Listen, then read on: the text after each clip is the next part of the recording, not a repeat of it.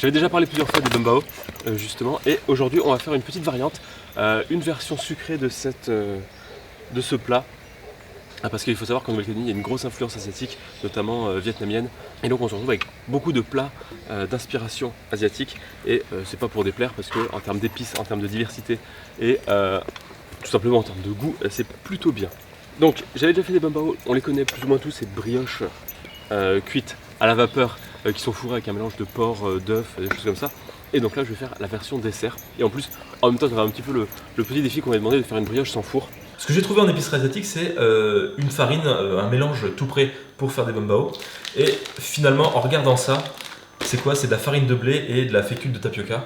Donc ce qu'on va faire, c'est qu'on va, d'un côté, on va utiliser ce sachet tout prêt, et de l'autre, le mélange qui correspond avec de la farine de blé et de la fécule de tapioca, hein, pour refaire un peu ce qu'il y a là-dedans. Et vu que c'est une pâte qui va gonfler, on va utiliser de la levure boulangère et on va mettre un mélange de sucre.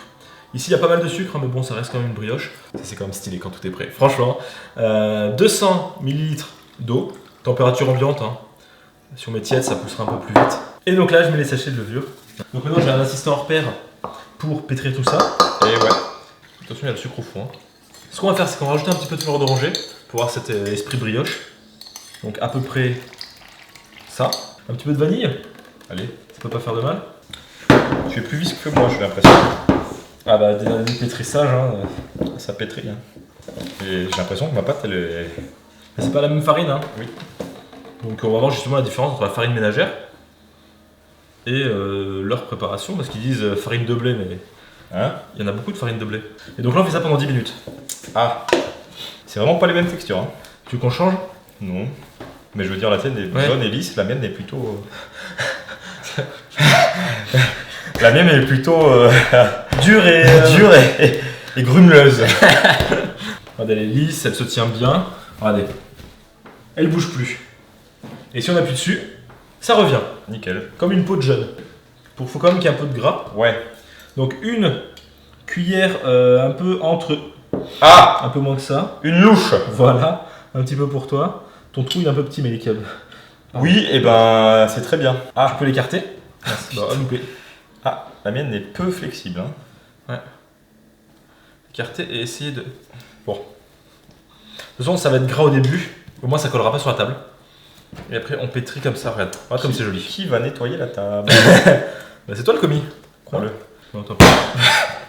Va péter la... Regarde, elle a fait un tour. Non, mais normalement, tu fais comme ça. Regarde. Il y avait un lustre là.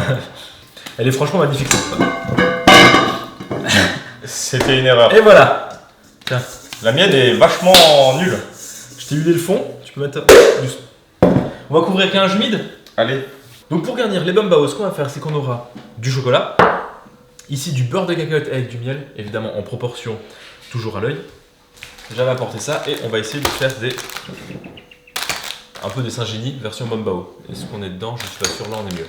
Je vais prendre un petit peu de cette pâte qui est tellement légère. C'est fou, c'est tellement stylé. Regardez comment elle est belle. Maman, merci. Merci de rire. Un peu de garniture. Du beurre de cacahuète et on va essayer de plier. Traditionnellement. Et C'est pas mal. sur un malentendu, Ça pour un passe. premier, si on regarde de loin et que je suis dans la zone floue, c'est nickel. Et on pose sur une feuille de bananier parce que tout le monde a une feuille de bananier chez lui. Oui, comme ça.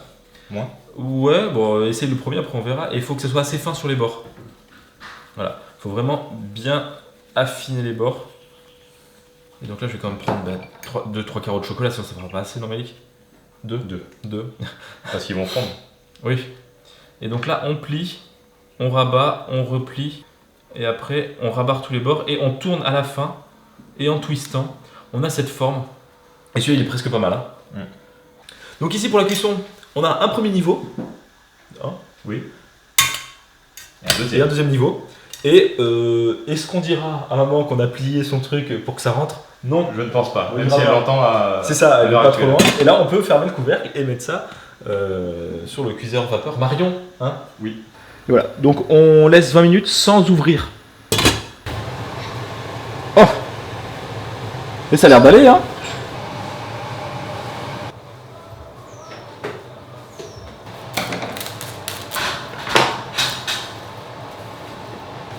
Ils deviennent de plus en plus petits, mais tu penses à l'environnement. Oui. C'est bien. Et donc là, comme on peut voir, il y a quand même une différence entre les brioches qui sont faites avec le mélange tout prêt et celles qui sont faites avec la farine classique. Donc avec le mélange, la pâte est vraiment blanche comme celle qu'on voudrait pour des bumbao. La différence, après plusieurs recherches, hein, c'est que la farine est pauvre en protéines, celle qui est utilisée pour les bumbao, et ça reste blanc. Et en plus, ils rajoutent un petit peu de... Il y en a certains qui rajoutent de la farine de riz, d'autres de la farine de tapioca. Et donc uniquement avec de la farine du commerce comme ça qu'on trouve partout, T45, on n'aura pas le résultat des brioches blanches, clairement. Mais oui. Chut. Si vous les faites un petit peu à l'avance, le mieux c'est de les passer au micro-ondes 30 secondes, histoire de les ramollir. Mais sinon c'est super bon. Celle au beurre de cacahuète était quand même pas mal du tout. Et on peut faire tellement de choses. Vous vous souvenez, j'avais fait avec de la pâte à tartiner maison. On pourrait en mettre dedans, ce serait pas mal. Et en plus, on peut faire tout ça sans four, ce qui est plutôt pas mal. Donc voilà, donc pour le brioche, c'est Maïlik qui les a apportés à une soirée. En plus, à ce qui paraît, à la fin de la soirée, ils étaient plutôt contents d'avoir quelque chose qui est comme ça, facile à manger, assez bourratif. C'était plutôt sympa. Il n'a pas eu des retours très construits hein, sur le goût, mais on en a mangé certaines et ça reste bon. Donc voilà, moi je vous dis merci beaucoup et à très bientôt. Et ces chiens sont gentiment insupportables. Hein.